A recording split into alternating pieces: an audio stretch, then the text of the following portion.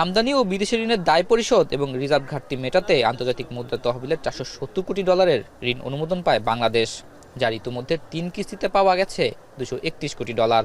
বাকি 239 কোটি ডলারের চতুর্থ ও পঞ্চম কিস্তি আগামী জুন মাসে পাওয়ার কথা রয়েছে। তবে এজন্য বেশ কিছু শর্ত মানতে হবে।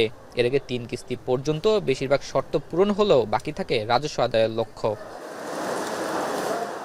পতিত আওয়ামী সরকারের আমলে অপরিকল্পিত অবকাঠামো উন্নয়ন ও লুটপাটের কারণে বাজেটের বড় ঘাটতি পূরণ করা হতো দেশি বিদেশি ঋণের মাধ্যমে, যেখানে বছর বছর বাজেট ও জিডিপির আকার বাড়লেও এর তুলনায় অনেকটাই কম রয়েছে রাজস্ব আদায়।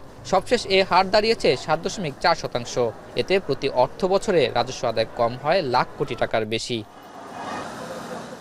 তাই এবার ঋণের চতুর্থ ও পঞ্চম কিস্তি পেতে আগামী জুনের মধ্যে জিডিপির তুলনায় 7.9% রাজস্ব আদায় করতে হবে জাতীয় রাজস্ব বোর্ডকে।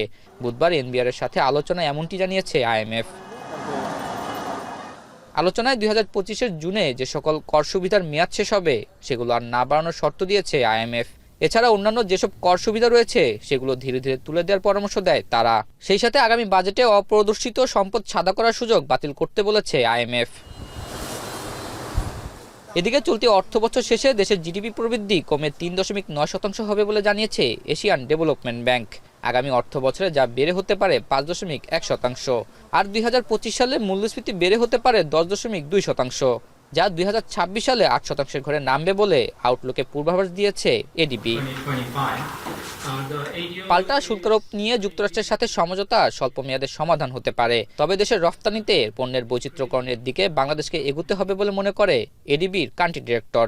So given this, the tariffs are expected to adversely impact export earnings, which has been highlighted by our country economist during his presentation. Furthermore, if these tariffs unleash an economic downturn, not only in the US but also other exporting markets, particularly EU, then the potential decrease in export demand could also negatively impact economic growth.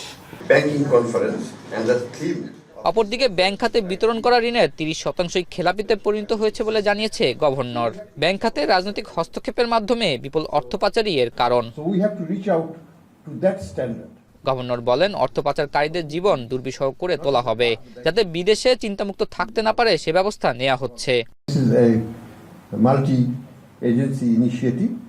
Bangladesh Bank is leading that process, is heading that process. I think it's our legal and also moral imperative that in future, something like this never happens. Should not be a safe haven for anyone who has taken large sum of money and disappeared from Bangladesh. We will go after them. এদিকে বিনিয়োগ বৃদ্ধিতে ঋণ খেলাপি কমিয়ে আনা, বাণিজ্য বাধা দূর করা সহ ব্যাংক খাতের নানা সংস্কার জরুরি বলে জানায় বিশেষজ্ঞরা। আতাউর নিয়ন, এখন, ঢাকা।